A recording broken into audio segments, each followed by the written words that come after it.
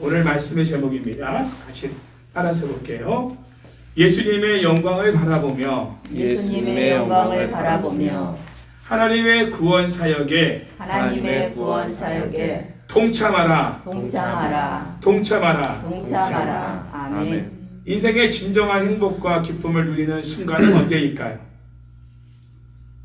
이런 명절일까요? 방학일까요?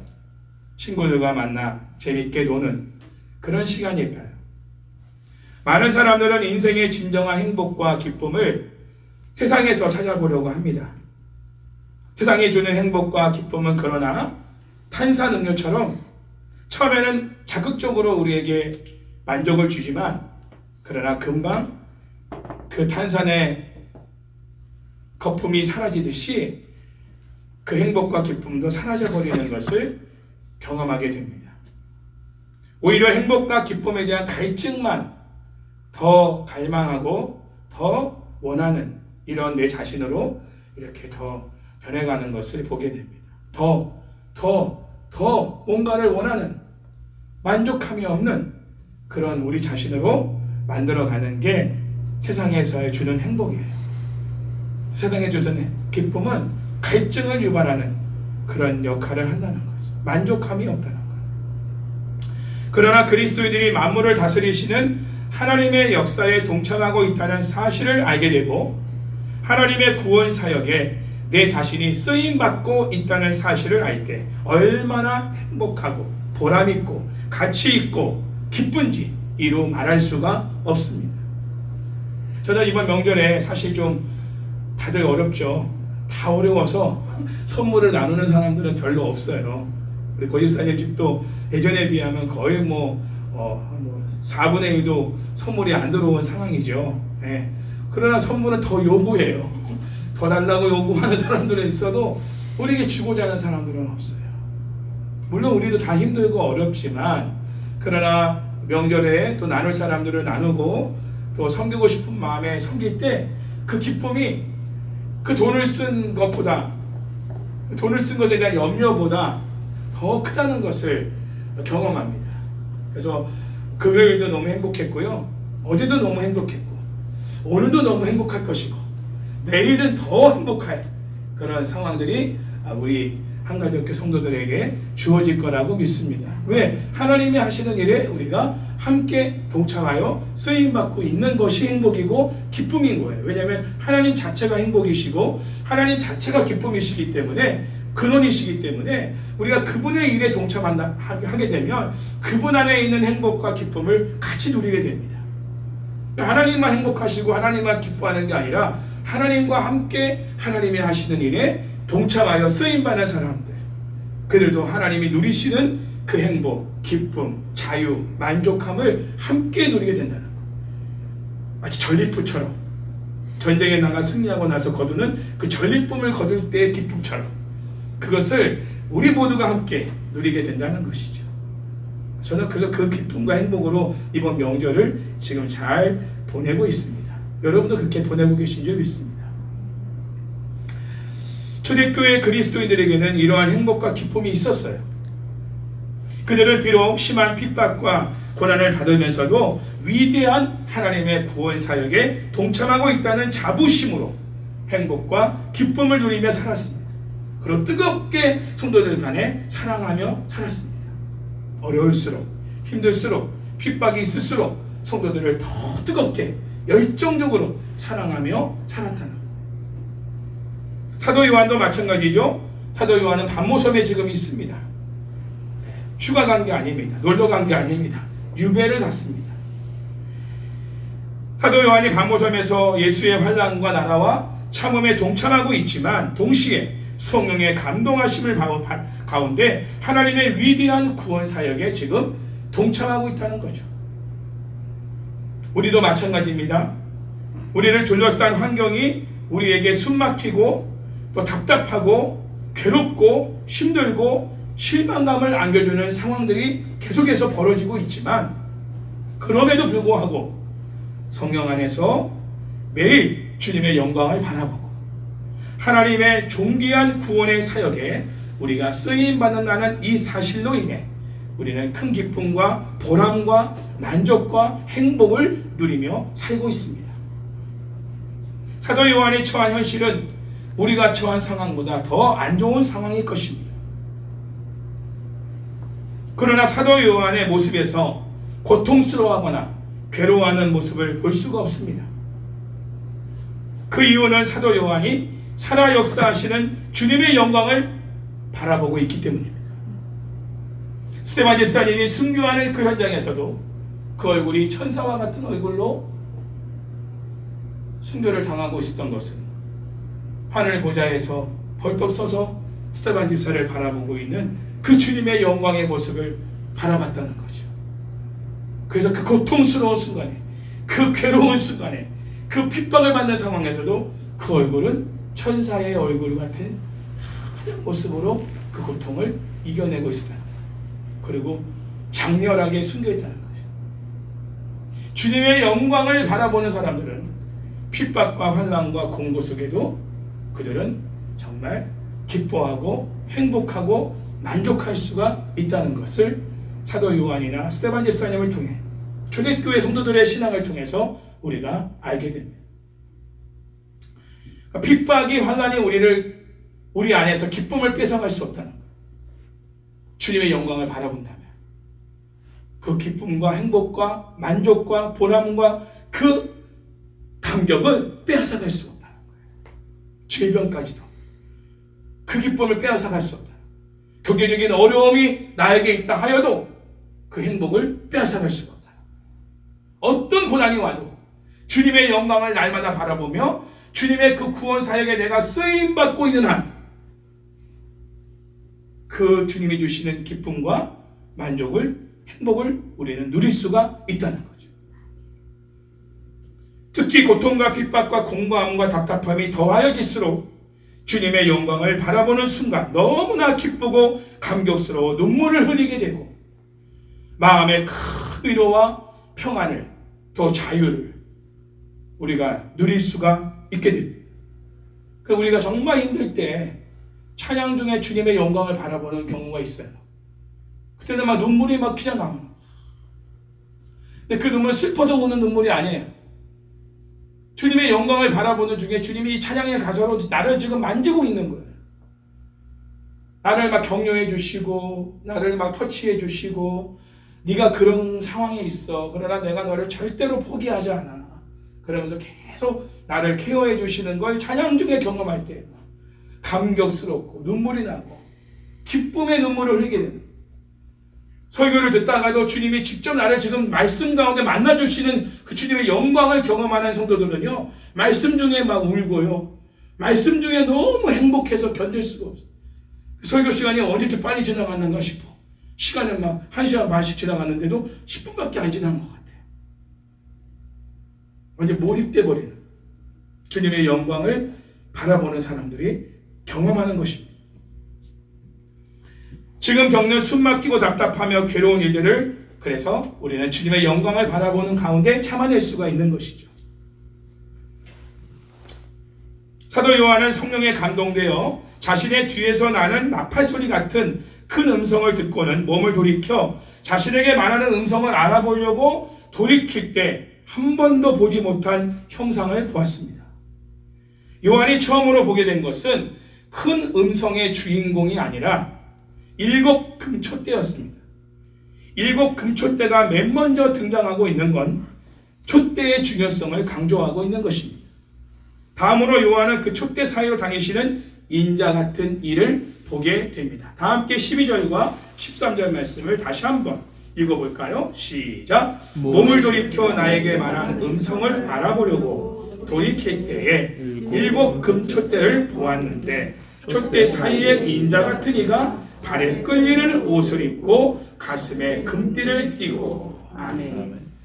자, 7 촛대가 7 교회라는 사실은 20절 말씀에서 증거하고 있습니다. 20절 말씀을 미리 한번 읽어볼까요? 내가 본 것은 시작. 내가 본 것은 내 오른손의 7 별의 비밀과 또 7 금촛대라. 7 별은 7 교회의 사자요 7 촛대는 7 교회니라. 예수님은 교회를 왜 촛대로 표현하셨을까? 촛대. 지금은 촛대를 잘 안 쓰지만 옛날에 우리 권사님 써보셨죠? 촛대. 초를 꽂아놓는 도구입니다. 촛대 자체가 빛을 내지는 않아요. 그러나 등잔불을 받치는 역할을 하고 그 빛을 이동시키는 역할을 하죠. 촛대가 있어. 촛대를 옮긴다는 건 뭐예요? 그 빛을 다른 데 비추게 한다는 거예요.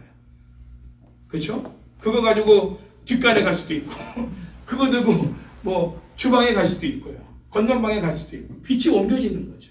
촛대를 옮긴다. 그거는 빛이 옮겨진다는 다른 것으로. 촛대 자체는 빛을 내지 않지만 그 빛을 이동시키는, 운반하는 이러한 역할을 한다는 겁니다.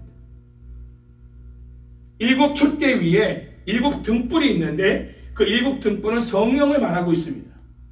그러므로 교회는 성령이 온누리에 그 임재를 나타내도록 떠받치는 받침대 역할을 하는 기능을 한다는 거예요. 교회가. 꼭 기억하세요. 교회 자체가 어떤 뭐 대단한 일을 하는 게 아니라 성령이 빠져버리면 교회는 아무 의미가 없는 거예요. 그렇죠? 그 성령이 온누리에 그 임재를 드러낼 수 있도록 떠받치는 받침대 역할을 하는 기능을 교회가 하고 있다는 거죠. 교회는 성령의 역사하시는 통로가 되어 성령의 능력을 드러내는 존재로서의 의미를 갖습니다. 촛대가 등불을 받치고 있는 모습을 한번 상상해 보십시오. 그렇죠? 그 촛대 위에 등불이 없다? 그 촛대는 아무 의미가 없습니다. 별 쓸모가 없고 유익을 끼치지 못해. 그러나 등불이 있는 촛대는 굉장히 유용한 가치로 사용되는 것이죠. 촛대는 빛의 운반자로서의 역할을 한다고 그랬습니다. 그러므로 증인의 사명을 의미하기도 합니다. 아멘? 교회는 뭐냐? 증인의 사명을 감당하는 그러한 공동체다. 그렇게 볼 수 있어요. 건물이 교회가 아니니까요.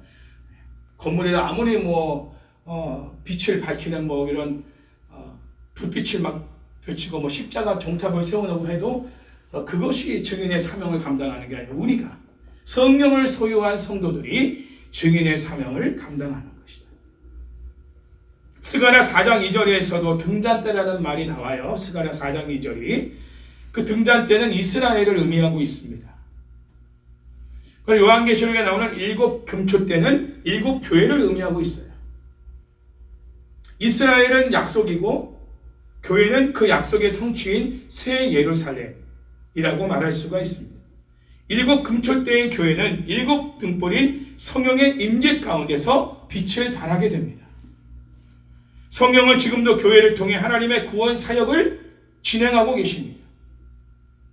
다음으로 살필 것은 7 별이죠. 7 별은 20절에 나온 것처럼 7 교회의 사자라고 말합니다. 이 사자는 개역 성경에 사자라고 번역되어 있지만 영어 성경을 전체적으로 살펴보니까 천사들이라고 번역되어 있습니다. 이 사자라고 하는 부분을 어떤 사람으로 요한계시록은 말하고 있지 않아요. 요한계시록 전체적인 문맥상에서 이 사자라는 표현은 어떤 사람, 주의 종, 그걸 말하는 게 아니라 천사들을 말하고 있는 거예요. 천사들. 잘못 또 번역하고 해석하는 분들이 계시기 때문에 여러분들이 알 필요가 있습니다. 요한계시록의 천사들은 교회를 대표하는 존재로 등장하기도 하고 더 나아가 교회들과 동일시되는 존재로 나타나기도 합니다. 천사들은 교회 공동체를 대표하는 존재로서 교회 공동체와의 연합체를 이루고 있습니다. 이렇게 천사와 교회 공동체 간의 유기적인 관계를 강조하는 이유가 뭘까요? 그것은 예수님의 승천을 통해 천사와 교회 공동체가 갖게 된 천상적 존재로서의 그런 의미를, 하늘에 속한 자로서의 의미를 드러내고 있기 때문에 그렇습니다. 이 지상의 교회가, 우리가 이 땅에 머물러 있지만 우리는 하늘에 속한 자라는 거예요.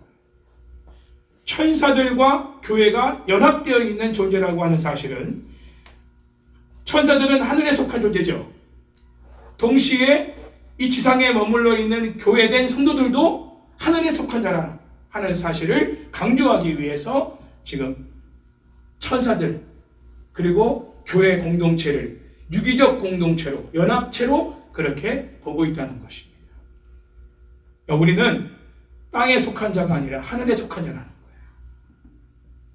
천사들과 같은 존재라는 거예요. 우리가. 할렐루야. 그걸 강조하는 거죠. 또 그리고 여기서 말하는 비밀이라고 하는 것은 예수 그리스도를 통해 이미 성취된 하나님의 구속사적 사건을 말하고 있습니다.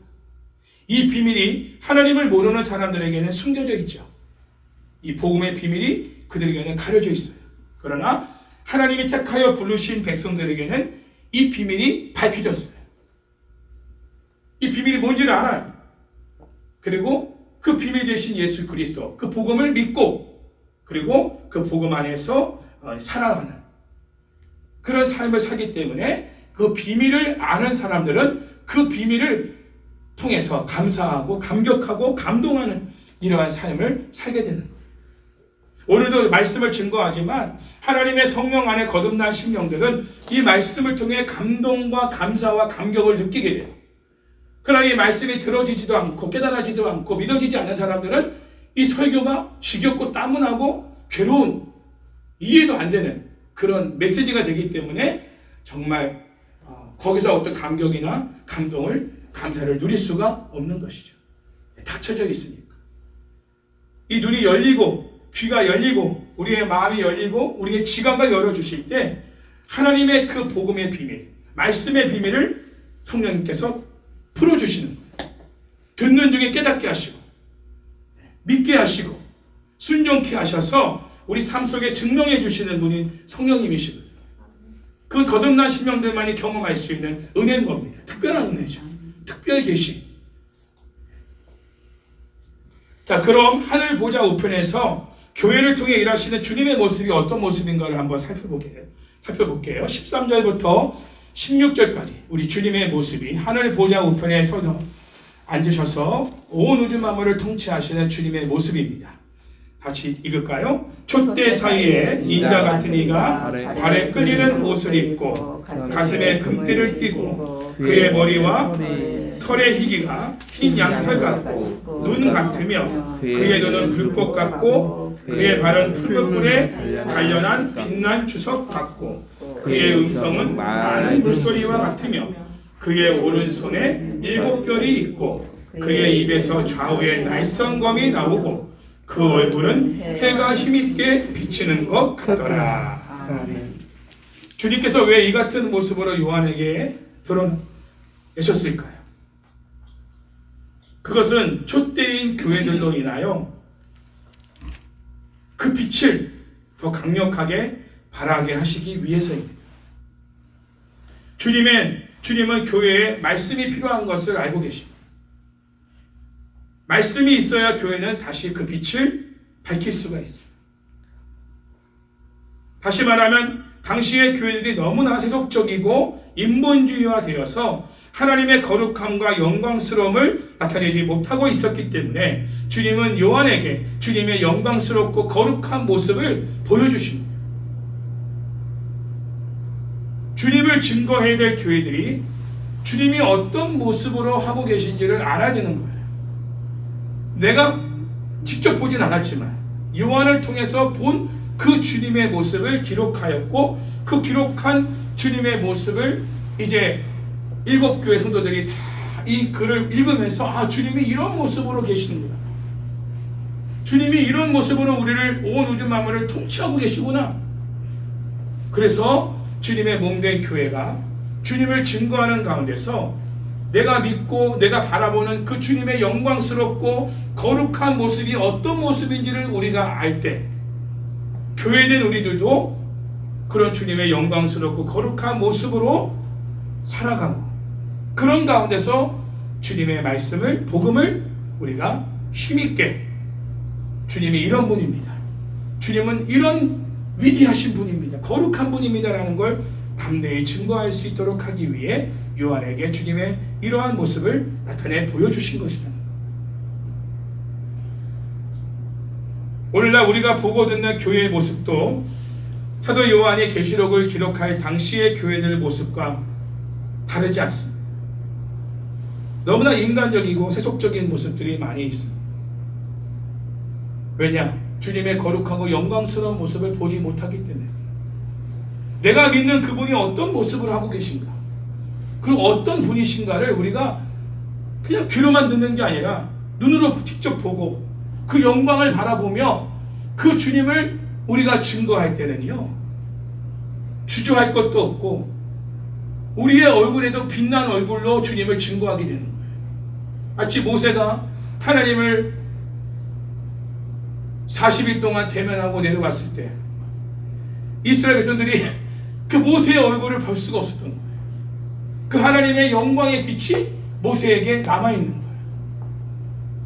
그래서 그 모세의 얼굴을 볼 때도 수건으로 가려야 될 정도로,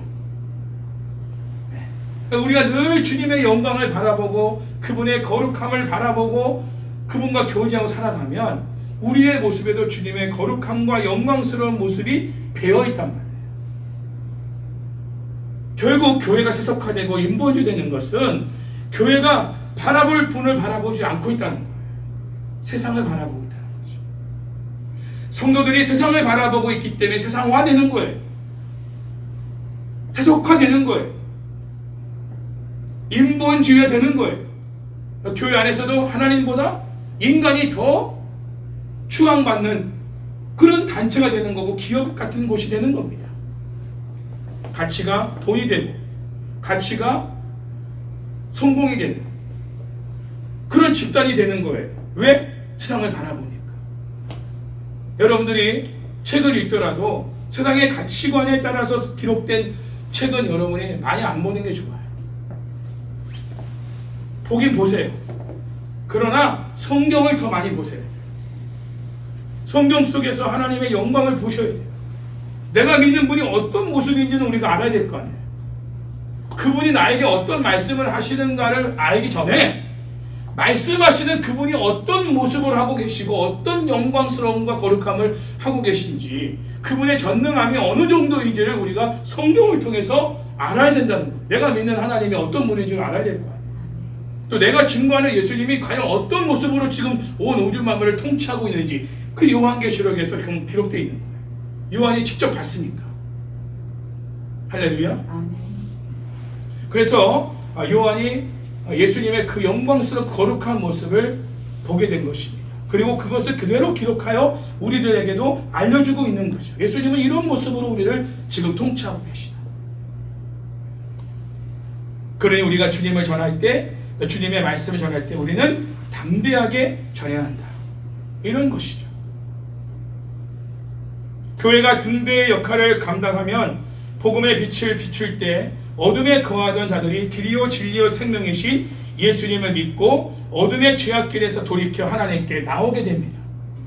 자기 육체의 욕심을 구하며 사는 사람들이 돌이켜 하나님의 뜻과 영광을 구하며 사는 인생으로 바뀔 수 있도록 교회는 계속해서 복음의 빛을 발해야 되는 것이죠. 입술로만이 아니라 우리의 모습 속에서도 주님의 영광을, 그리고 주님의 복음의 빛을 밝혀야 되는 것입니다. 그러기 위해서는 우리는 제일 먼저 해야 될 게 뭐냐? 주님의 영광을 날마다 바라보는 삶을 살아야 된다는 거예요. 요한이 주님의 모습을 보기 전과 본 이후의 모습은 완전히 달라집니다. 반모섬에 있지만 요한은 주님의 그 영광스러움과 거룩함을 보고 주님이 주신 사명을 감당할 때 정말 흥분된 가운데, 감격스러운 가운데, 두려움도 없이 담대하게 이제는 주님을 전할 수 있는 그런 사람이 된 것이죠. 왜? 직접 봤으니까.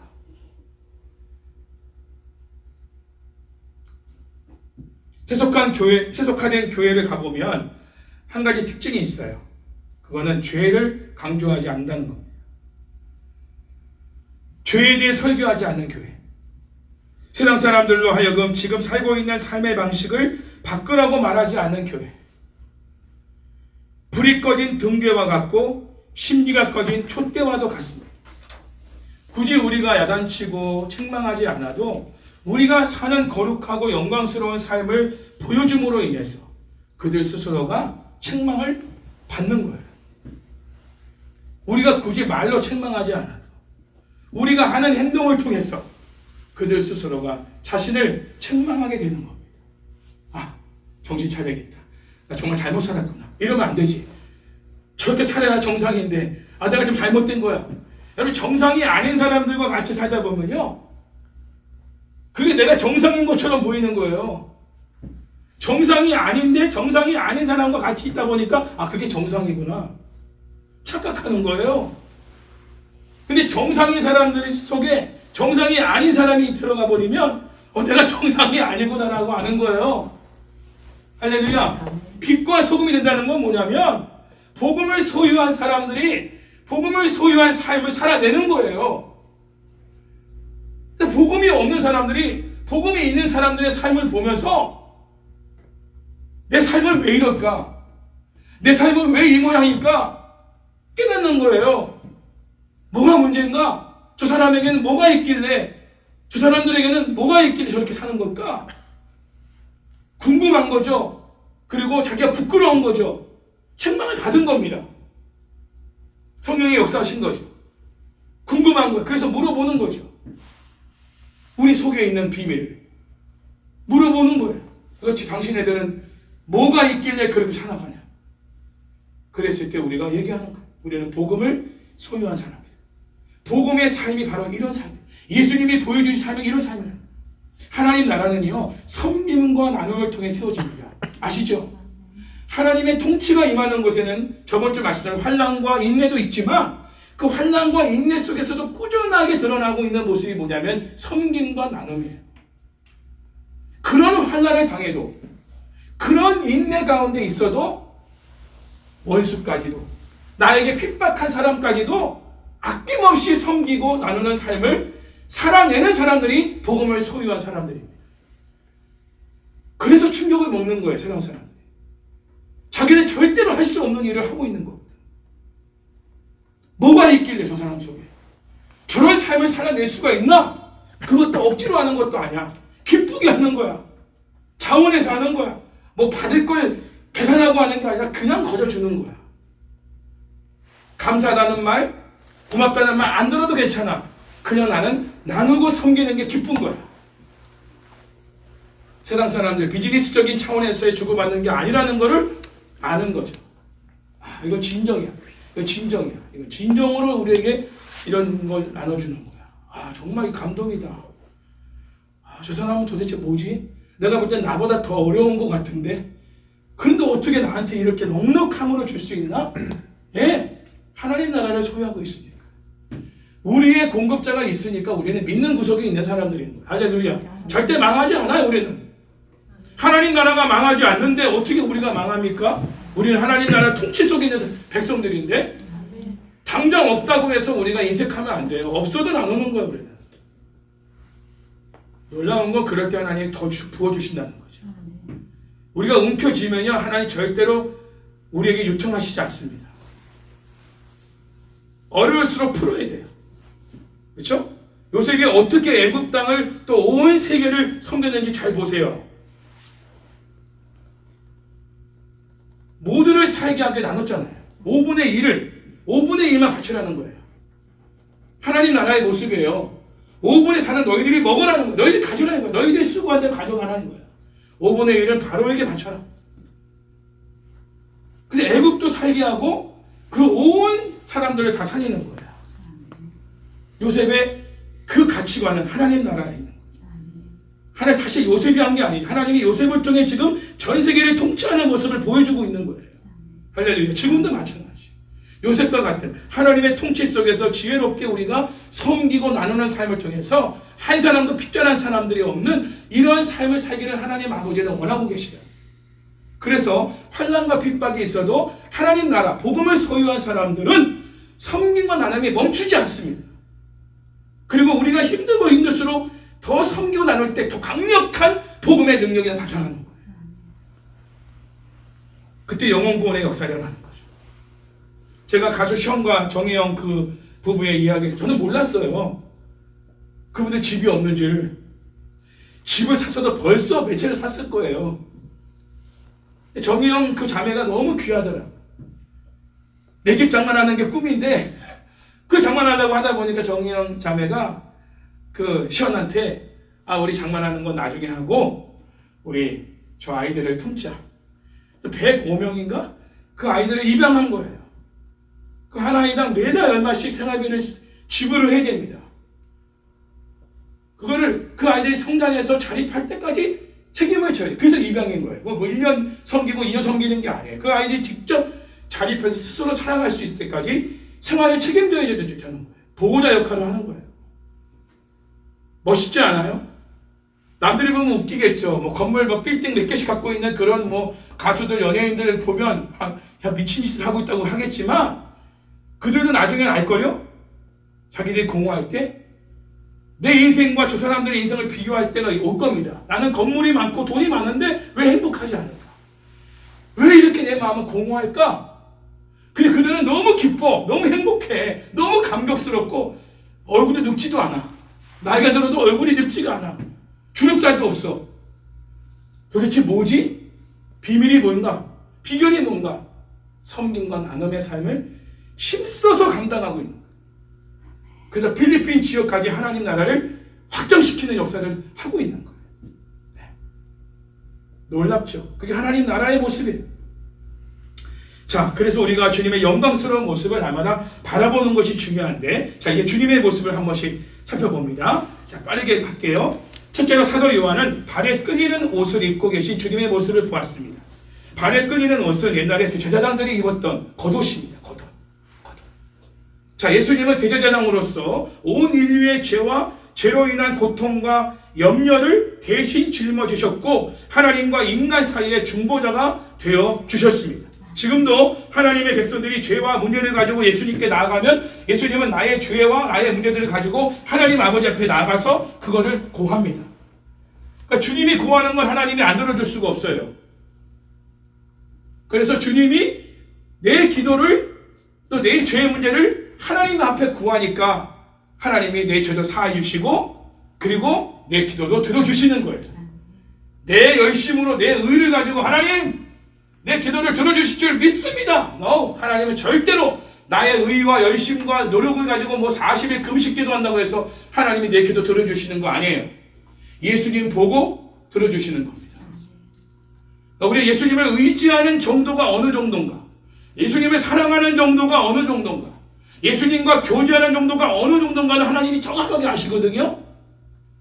예수님을 철저하게 100% 의지하는 사람, 주님의 명령에 100% 순종하는 사람은 설사 그가 실수할 수 있고 죄를 범할 수도 있고 어떤 어려움에 처할 수도 있지만 그것을 가지고 주님 앞에 주님 제가 이런 죄를 졌습니다. 주님 제가 이런 문제 가운데 있습니다 라고 구하면 주님이 대번 하나님께 나가서 주님 최성진 목사가 이런 죄를 졌습니다. 주님 최 목사가 이런 어려움이 있습니다. 주님 그 죄를 사해 주시고 그 문제를 해결해 주십시오. 주님이 직접 하나님께 그 문제를 가지고 나간다는 거예요. 그럼 하나님은 반드시 응답해 주죠. 할렐루야. 그런 역할을 하시는 모습을 발에 끌리는 옷 그리고 가슴에 금띠를 띈다는 모습도 마찬가지입니다. 금띠는 제사장들의 복장에 속하는 에봇이나 띠를 말하고 있어요. 하늘 보좌 우편에서 예수님은 제사장으로서의 그 역할을 사역을 감당하고 계신 그런 분이시다라는 걸 보여주고 있는 겁니다. 세 번째로 사도 요한은 그의 머리와 털의 희기가 흰 양털 같고 눈 같은 주님의 모습을 보았습니다. 고대 근동 사회에서는 흰 머리카락이 존경과 영광과 지혜와 최고의 사회적 지위를 의미하였습니다. 그 무슨 영화죠? 그 반지의 제왕인가 보면은 간다베인가 그 할아버지 나오시죠? 머리 흰 할아버지 수염도 끼고 하얀색 지팡이 들고 딱 나오시는 거. 그분이 결정적인 순간마다 나와가지고 악의 무리들을 쫙 헤쳐버리잖아요. 근데 머리가 왜 하얄까? 그 머리가 왜 이렇게 길까? 나는 몰랐어요. 근데 고대 근동 사회에서는 흰 머리와 흰 털은 존경과 영광과 사회적인 높은 지위에 속한 사람임을 인정하는 표현입니다. 이러한 주님의 모습은 거룩하고 흠과 티가 없으신 완전하신 하나님의 모습을 보여주고 있는 것이죠. 주님께서 어떤 죄도 숨길 수 없으며 또 어떤 더러운 죄도 깨끗하게 하지 못하실 것이 없는 그런 주님이시다 하는 것입니다. 그러므로 우리가 죄를 짓고 고통당할 때 언제든지 주님께 나아가서 우리 죄를 다 고하고 용서를 구하면 우리의 죄도 다 깨끗하게 씻겨주시고 흰 눈처럼 맑게 해주실 분이 누구냐? 바로 예수 그리스도. 그분이 우리의 죄를 깨끗하게 씻겨주실 분이시다. 아멘. 넷째로 사도 요한은 불꽃 같은 주님의 눈빛을 보았습니다. 이 표현은 심판에 대한 은유적인 표현으로 볼 수 있습니다. 문맥상 이 표현은 불순종한 자들에 대한 맹렬한 심판을 의미하고 있습니다. 주님은 맹렬하게 심판하시는 분이시다. 가차없이 강력하게 허리케인을 확 돌아서 막 집들이 날아가고 트레일러가 날아가는 뭐 이런 어마어마한 일들을 심판하시는 무서우신 맹렬한 심판자의 모습으로 지금 보여지고 있는 거예요. 그리고 또한 메시아적 승리자로서의 모습으로 다시 오실 그 주님의 모습을 표현하고 있는 것이죠. 불꽃 같은 주님의 눈빛. 다섯 번째 사도 요한은 풀무불에 단련한 빛난 주석 같은 주님의 발을 보았습니다. 사도 요한이 본 주님의 발은 일반적인 사람의 발이 아니죠. 예수님의 발에 대한 표현은 예수님의 영광과 능력과 안정감을 의미하고 있습니다. 그 발에 밟히는 날에는 살아남을 자가 없어요. 그리고 그 발을 부서뜨릴 만한 어떤 강력한 돌이나 철강도 없습니다. 주님의 발에 한번 밟으면 모든 세상이 만들어낸 가장 강력한 어떤 성벽도 무너져 버립니다. 살아남을 자가 없어요. 주님의 발에 밟히는 그런 민족, 나라, 그런 백성들 살아남을 자가 없습니다. 누구도 상대할 수 없는 강력한 심판자 그리고 최후의 승리자의 모습을 보여주고 있습니다. 예수님의 발은 풀무불에 단련한 주석 같은 발이기 때문에 어떤 도구로도 감당해낼 수가 없다는 것이죠.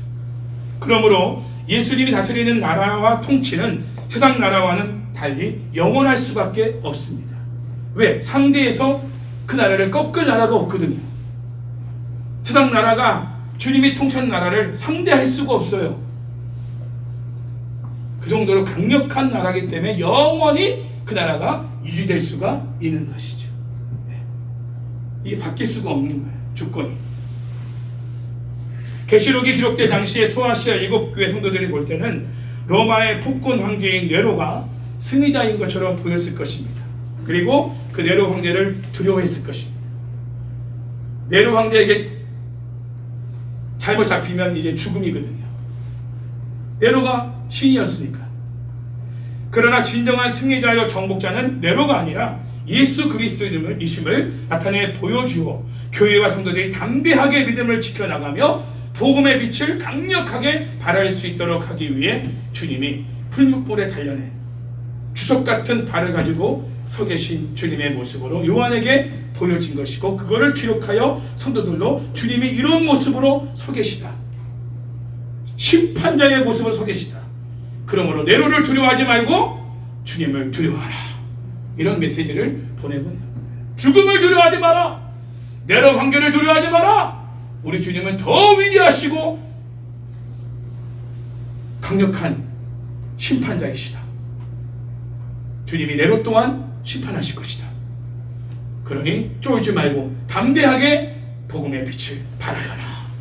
이런 메시지를 주님의 모습을 통해서 요한이 먼저 받았고 요한이 그걸 기록하여 초대 7교회 성도들이 그 주님의 모습을 보면서 그리고 정말 주님이 이런 분이구나. 죽으면 죽으리라. 이러면서 담대하게 신앙을 지켜나갈 수 있도록 하는 것이죠. 다섯 번째로 사도 요한은 많은 물소리 같은 주님의 음성을 들었습니다.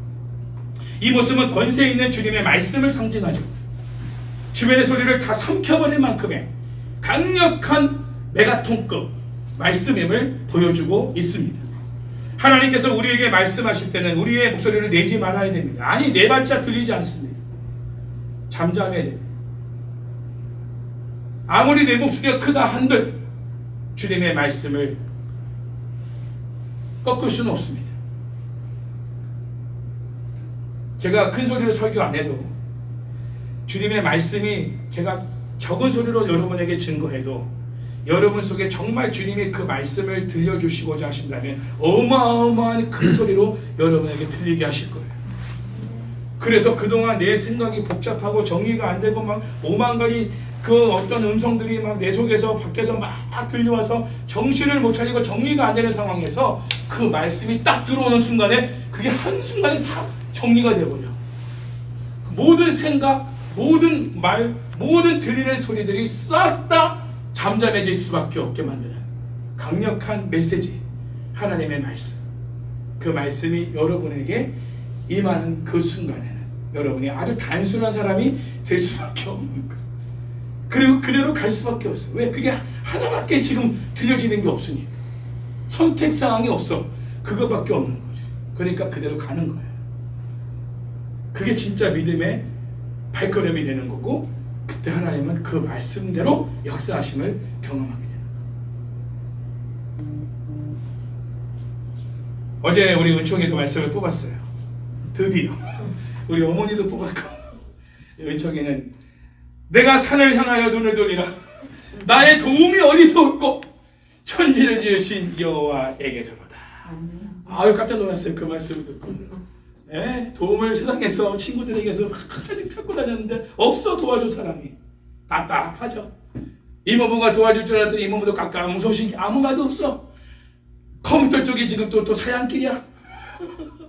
사람을 안 뽑네. 답답하기 짝이 없죠. 나의 도움이 어디 있었고 천지를 지으신 여호와에게서라. 주님을 바라보라. 약속의 말씀이니까 뭐 믿든지 안 믿든지 간에 그대로 하나님은 역사하실 거예요.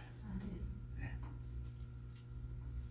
자, 그럼 주님은 거룩하고 영광스러운 모습으로 교회들을 통해 어떤 일을 하실까요? 과연 16절 말씀에서 증거하듯이 예나 지금이나 주님은 7별 곧 7교회의 천사들을 오른손으로 붙들고 지키시고 계십니다. 오른손은 성경 전체에서 권세와 능력을 의미합니다. 네, 오른손이라는 건 므낫세하고 에브라임하고 이렇게 딱 겹쳐가지고 이렇게 야곱이가 축복한다고 하니까 아유, 아버지 잘못했어요. 장자가 얘인데 바꿔야지. 아니다. 나중난 자가 더 크게 될 것이다. 그렇죠? 오른손으로 안수의 축복 기도하는 게 이게 중요한 거예요. 왼손으로 하는 것보다. 오른손은 바로 권세와 권능, 권위를 상징합니다. 그러니까 예수님이 오른손으로 7별을 붙들고 계시다. 권세 있는, 권위 있는 그 손으로 교회를 붙들고 지금도 지키고 계시다. 음부의 권세가 이기지 못하는 거죠. 왜 이런 모습을 보여줄까요? 지금 세상에 대한 주권이 로마 제국의 황제와 같은 세속적 존재가 아닌 예수님에게 있음을 보여줄 뿐만 아니라 그러한 지위를 예수님의 몸된 교회가 공유하고 있다는 사실도 지금 증거하고 있는 것입니다. 주님만 권위 있고 권세 있는 게 아니라 주님 손에 붙들려 있는 교회들도 권위 있고 권세 있는 존재들이라는 거예요. 할렐루야. 네. 그걸 안 하는 거죠. 교회가 비록 약하고 힘없고 핍박당하고 감옥에 갇혀 있고 순교를 당하는 그런 상황에 있지만 교회는 영원하다. 교회는 강력하다. 교회는 권세가 있다. 왜? 주님이 그 교회를 붙들고 계시기 때문에, 지키시기 때문에 결국 교회는 승리한다. 이거를 보여주고 있는 거예요. 예수님이 지상에 전투하는 교회 공동체를 위한 존재이실 뿐만 아니라 교회 공동체를 주님의 전사로 사용하신다는 것. 할렐루야. 마치 여호수아가 아말렉과 싸우는 그런 전사로 사용된 것처럼, 그렇죠? 우리 교회들이 악한 무리들과 싸우는 전사로 하나님의 우리를 그렇게 사용하신다. 우리가 좋아하는 그 찬양처럼 에스겔의 골짜기, 마른 뼈들, 그렇죠? 마른 뼈들 같은 게 주위에 생기를 확 불어가지고 주의 군대로 딱 세워가지고 악의 무리들과 싸워 이기게 하시는 거예요. 네. 승리하게 하시는. 그 교회예요. 그게 교회. 우리는 비록 마른 뼈 같은 존재가. 마른 뼈는 어때요? 건드면 부러져요. 그렇죠? 건드면 부러지는 거. 그냥 뭐 넘어지면 부러져. 그렇게 연약한 존재. 생명도 없어. 힘도 없어. 쓸모도 없어. 그런 존재야 우리가. 그런데 성령을 불어넣어 버리니까 주의 군대가 되어버리는 거야. 아무도 상대할 수 없는 강력한 군대가 되어버려. 그래서 교회 안에는 성령이 임하셔야 되는. 아까 말했죠? 촛대. 그리고 그 등불은 성령을 말한다고. 등불이 없는 촛대는 아무 의미가 없고 쓸모도 없는 거예요. 그러나 등불을 받치고 있는 그 촛대는 아주 유용하게 쓰이는 거죠. 빛을 옮기는 그런 운반의 역할을 하고 있다는 거예요.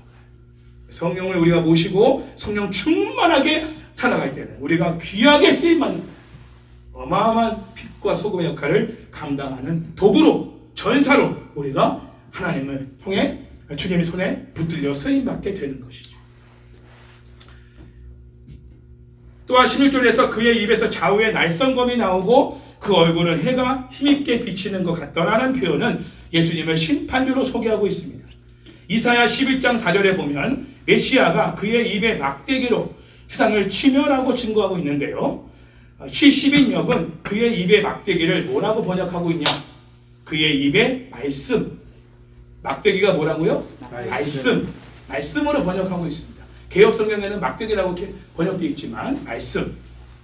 그러므로 16절에서 말하는 그의 입에서 나오는 좌우의 날선 검을 하나님의 능력 있는 말씀으로 이해할 수 있고 예수님을 하나님의 심판을 대항하기 위해 오시는 분으로 볼 수 있다는 것이죠. 대행하기 위해서. 말을 똑바로 해야죠. 하나님의 심판을 대행하기 위해서 오시는 심판주로서의 모습을 보여주고 있다는 거예요. 그리고 예수님의 얼굴은 해가 힘있게 비치는 것 같다는 표현한 것은 예수님이 하나님이시고 왕이시며 제사장이며 종말적 전쟁을 승리로 이끌어 가시는 전사로서의 메시아임을 보여주고 있습니다. 바로 이분이 요한에게 이렇게 말씀하십니다. 네가 보는 것을 두루마리에 써서 에베소, 서머나, 버가모, 두아디라, 사데, 필라델피아, 라오디게아 등 7 교회에 보내라. 이렇게 명령하신 분이 바로 이런 모습을 갖고 말씀하시는 분이시라는 것. 예수님의 이러한 모습들은 예수 그리스도의 계시로서의 요한계시록 전체의 권위를 부여하고 있고요. 7 교회에 보내는 메시지의 주체이심을 드러냄으로써 이 메시지의 신적 권위를 드러내고 있습니다. 요한계시록이 누가 보내신 메시지냐? 바로 이런 모습으로 온 우주 만물을 통치하시는 만왕의 왕 되시고 온 우주의 심판자이신 주님께서 직접 보내신 말씀입니다. 요한계시록. 그런 권위 있는 말씀입니다. 성도들이 그 말씀을, 편지를, 두루마리를 받아들였을 때 그런 말씀으로 요한계시록을 받아들이도록 하시는 것이죠. 예수님의 이러한 모습은 구약의 다니엘서 10장 5절 6절에서도 잘 묘사되어 있습니다. 읽어드릴게요. 그때 내가 눈을 들어 바라보니, 다니엘도 봤어요. 그 영광을. 한 사람이 세마포 옷을 입었고 허리에는 우바스 순금띠를 띠었더라. 또 그의 몸은 황옥 같고 그의 얼굴은 번갯빛 같고 그의 눈은 햇불 같고 그의 팔과 발은 빛난 녹과 같고 그의 말소리는 무리의 소리와 같더라. 다니엘도 요한이 보기 수백 년 전에 그 주님의 영광스러운 모습을 본 겁니다. 똑같이 보여지죠? 표현만 다를 뿐이지. 그렇죠? 예나 지금이나 주님은 그 모습으로 우리를 통치하고 세계를 통치하고 계신 분이죠. 할렐루야. 자, 그렇다면 요한은 주님의 영광과 거룩함의 모습을 보고 어떤 반응을 보였을까요? 17절 20절 말씀을 다 함께 읽겠습니다. 시작. 내가 볼 때에 그의 발 앞에 엎드려져 죽은 자 같이 되매 그가 오른손을 내게 얹고 이르시되 두려워하지 말라. 나는 처음이요 마지막이니 곧 살아있는 자라.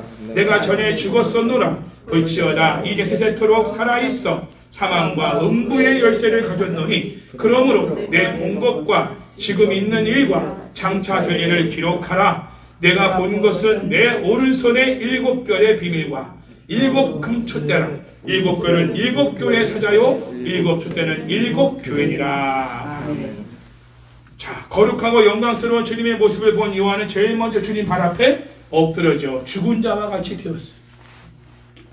요한이 주님의 모습을 보았을 때 큰 충격을 받아서 주님 발 앞에 그냥 엎드려져 버린. 요한은 주님의 강력한 임재를 경험하고는 주님 발 앞에 엎드려 손가락 하나 까딱할 수 없는 상황이 된 겁니다. 자, 우리도 우리 스스로가 감당하기 어려울 정도의 큰 감동과 충격을 받게 되면 그 자리에 엎드러지거나 주저앉게 됩니다. 때로는 실신도 하죠. 실제로 미국에서는 어떤 사람이 복권에 1등으로 당첨이 됐어요.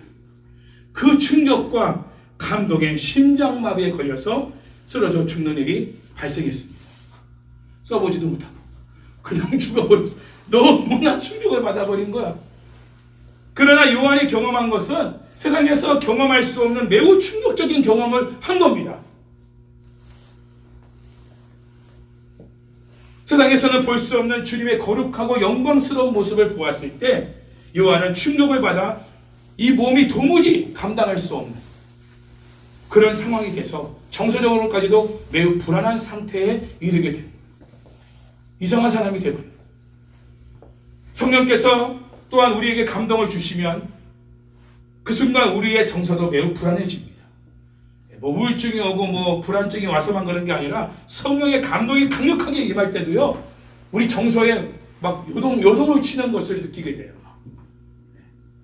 이게 내 감정인지 누구 감정인지 모르는 갑작스러운 그런 변화가 일어나니까 그거를 신경적인 변화라고만 생각하지 마시고 성령의 감동이 내게 임했다라는 것도 기억하시기 바랍니다. 주님의 임재를 직접 경험하는 사람들은 그 자리에 다 엎드러집니다. 예를 들어 다메섹 도상으로 넘던 사울이 강력한 빛으로 찾아오신 주님을 뵀죠. 그때 주님의 음성을 들었어. 사울아, 사울아, 내가 왜 나를 핍박하느냐? 주님의 음성을 들었을 때 사울이 어떻게 됐어요? 어떤 반응을 보였어요? 사도행전 9장 3절 4절 말씀 보면 엎드러져 버렸어요. 그리고 그 강력한 빛에 눈이 멀어버렸어요. 직접 주님의 임재를 경험한 사람들은 이 몸을 가눌 수가 없을 만큼 그냥 엎드러져 버려요. 예전에 부흥회를 하다 보면요, 그렇죠? 네, 정말 은혜가 강력하게 임한 사람들은요, 그 자리에 쓰러져 버려요. 그리고 하루 종일 거기서 막 자기 죄를 막 토해하고 막 거품을 흘리면서 막 자기 죄를 회개하고 토설하는 사람들. 나중에 일어나 보니까 아무도 없어.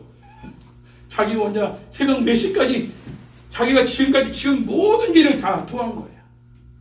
이런 이들이 예전에 70년, 80년대 부흥에서는요, 자주 있었던 일입니다. 그죠? 지금도 여러분이 찬양 중에, 그리고 기도 중에, 말씀을 듣는 중에 강력한 성령의 임재가 임하면 여러분 몸과 마음과 정서가 여러분 감당이 안 되는 상황이 돼요. 제가 예전에 종합중학교 있을 때 청년부 예배 드릴 때 그런 일들이 많이 있었어요.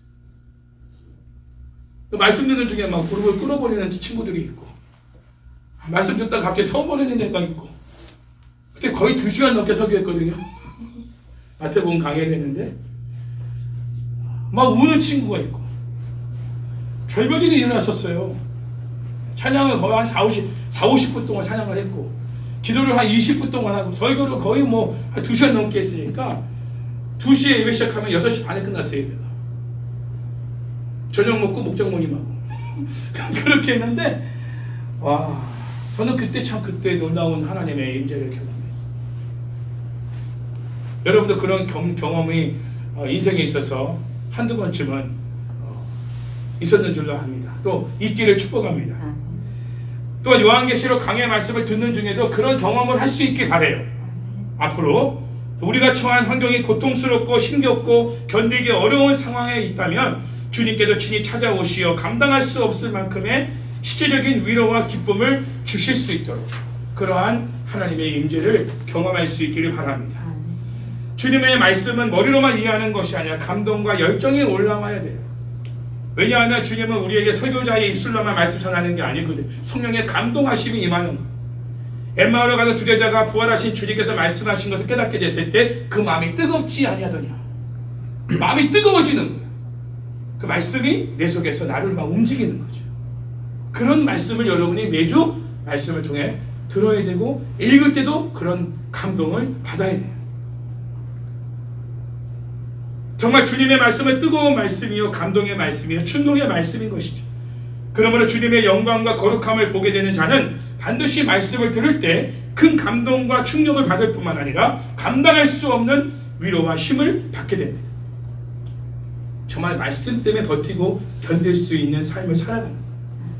이 말씀이 없으면 나는 정말 벌써 죽어도 벌써 죽었다 할 정도의 그 말씀의 위력을 경험하면서 이 상황을 견디는, 버티는, 견뎌내는 이러한 능력을 경험하게 된다는 것이죠. 또한 요한은 주님의 거룩하고 영광스러운 모습을 보고 어떤 반응을 보였냐? 주님의 만지심을 강하게 느꼈습니다. 주님의 임재 가운데 큰 감동과 충격을 받은 요한은 그 자리에 죽은 자처럼 쓰러졌죠. 주님은 권능과 권세의 오른손을 요한의 몸에 얹으시고는 이렇게 말씀하시죠. 두려워하지 말라. 나는 처음이요 마지막이니 곧 살아있는 자라. 내가 전에 죽었었노라. 볼지어다 이제 세세토록 살아있어 사망과 음부의 열쇠를 가졌노니 그러므로 내 본 것과 지금 있는 일과 장차 될 일을 기록하라. 여러분, 요한은 예수님과 가장 친했던 제자예요. 아시죠? 가장 사랑받았던 제자예요. 그런 제자에게 표현하는 모습이 베드로나 어떤 바울에게 말씀하시는 내용하고는 좀 다르다고 느낌이 와요. 그러니까 성경에 나와 있지만 이렇게 말하는 것 같아요. 요한아, 두려워하지 마. 나는 처음이요 마지막이야. 난 창조자야. 난 주권자야. 살아있는 자야. 나 전에 죽었었지, 십자가에. 또 봤잖아, 그 십자가상에서. 볼지어다, 주목해. 그냥 난 지금 영원히 살아있어. 너 알잖아. 너 내 무덤에 왔었잖아. 세마포만 겨겼는 거 봤잖아. 부활한 주님 만났잖아, 네가. 나 알잖아. 나는 지금 사망과 음부의 열쇠를 갖고 있다. 그러니까 네가 지금 본 것과 지금 있는 일과 장차 될 일을 요한아 기록해. 그 기록한 것을 그 소아시아 7교회에게 보내줘. 그게 네 사명이야. 아마 이렇게 정말 친절하게 요한에게 말씀하실 거라 생각해요. 요한하고 예수님과의 관계가 있으니까. 제가 경험한 느낌입니다. 그리고는 손을 얹었다는 게 너무나 나는 정말 감동이 됐어요. 그냥 이렇게 세운 게 아니야. 손을 다 몸에 얹은 거예요. 그리고 첫 마디가 뭐냐? 두려워하지 마. 이 말은 두 가지 표현이 있어요. 주님의 임재 가운데 있다고 해서 그 영광스러운 거룩한 그 심판자의 주님의 모습을 네가 봤다고 해서 두려워하지 마. 나는 여전히 너의 사랑하는 스승. 내가 너를 제일 사랑하는 거 알잖아. 뭐 이런 두려워하지 마. 그러니까. 그 또 하나는 뭐냐면 두려워하지 말고 내가 전하는 말씀을 담대하게 전해라. 이런 표현도 같이 포함되어 있는 메시지라고 볼 수 있습니다. 세상 권세 두려워하지 마라. 내로를 두려워하지 마. 그러니 담대하게 내가 전하라는 말을 전해야 한다. 이런 표현도 될 수 있죠. 살아있는 자라는 표현은 뭘까요? 지금 살아계시다는 어떤 표현보다는 모든 그 생명의 주권자가 되신다. 이런 표현을 하고 계시다 볼 수 있습니다. 그 생명을 충만하게 하시는 그분이 누구냐? 예수 그리스도시다. 내가 살리기도 하고 죽이기도 하고 죽이기도 하고 살리기도 하는 그런 생명의 주권자다. 이런 표현도 살아있는 자라는 표현에 있는 거죠. 내가 부활하여 영원히 살아있어. 그런 표현도 되고, 그리고 모든 생명의 주권자다. 그가 네가 사나 죽으나 정말 죽음을 두려워하지 말고 복음을 전해라. 너는 다시 살 것이다. 내가 너를 살릴 것이다. 이런 말씀도 되는 것이죠. 우리는 너무 연약하니까 그런 주님의 음성을 들어야만 우리가 새 힘을 얻고 우리 담대하게 우리도 복음을 전할 수가 있는 걸 아시니까. 요한을 사랑하신 주님이 이렇게 말씀하십니다.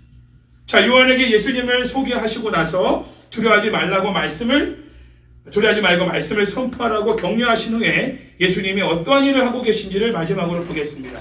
예수님은 영원토록 살아계시어 사망과 음부의 열쇠를 가지시고 심판자로서 사명을 감당하고 계시다는 것을 알려주고 계세요. 자, 사망과 음부의 열쇠를 갖고 계시다는 말은 뭐죠? 사망과 음부를 통제하시는 분이시다. 예수님은 사망과 음부에 머물게도 할 수도 있고 천국에 머물게도 할 수 있는 분이시다. 그리고 이러한 권세는 예수님이 죽었으나 다시 사시고 영원히 사시기 때문에 가능하다. 이런 표현이죠. 이와 같이 예수님이 죽음과 생명의 주관자 되심은 예수님이 처음과 마지막이라는 사실에 확고한 근거를 제공해 주고 있습니다. 예수님은 복음을 받아들이는 자는 구원하시고 복음을 거부하는 자는 심판하십니다. 그러므로 복음을 받아들이는 자들은 세상의 권세 앞에 두려워하지 말아야 됩니다. 영원한 부활이요 생명 되신 예수님이 우리를 구원해 주셨기 때문에 우리는 영원히 안전한 삶을 사는 사람들이라. 그러면서 이제 요한에게 사명을 부여하시죠. 그게 뭐예요? 네가 본 거, 지금 일어난 일, 앞으로 일어날 일 다 기록해라. 그리고 그것을 교회의 성도들에게 보내주어라. 이 말은 뭐냐면 우리 교회들을 향한 주님의 사명이기도 합니다. 그게 뭐냐? 담대하게 주님의 복음을, 말씀을 전파하라. 네가 본 거, 네가 경험한 그 주님을, 그 주님이 앞으로 교회를 통해서 하실 일들을 다 기록하고 그것을 증거하라. 이게 요한에게만 준 사명이 아니라 모든 교회들에게 주신 사명이라는 거죠. 다시 말하면 하나님의 구원 사역에 동참하라. 이런 말씀인 것입니다. 어떻게 동참해요? 기록하고 전함으로 그것을 동참하게 하시는 거예요. 실제 일은 주님이 하시죠. 성령을 통해. 자, 오늘 말씀을 정리해 봅니다. 지금도 어둠과 빛의 싸움이 계속되고 있습니다. 그 중심에 주님의 성령이 함께 하시고 성령이 함께 하시는 교회가 있습니다. 성령이 함께 하시는 교회는 영원할 것이고 반드시 승리할 것입니다. 왜? 권세에 있는 주님의 오른손이 그 교회를 붙들고 계시기 때문에. 교회를 핍박하는 공산주의 인본주의 세력과 세상은 무너져도 교회는 안 무너집니다. 아무리 이단의 세력이 강하게 대적해도 이단은 무너지고 교회는 더 강해질 것입니다. 지금 우리 한가족교회의 모습은 작고 힘이 없는 모습이지만 장차 우리 한가족교회는 더 거룩하고 정결하며 강해질 것입니다.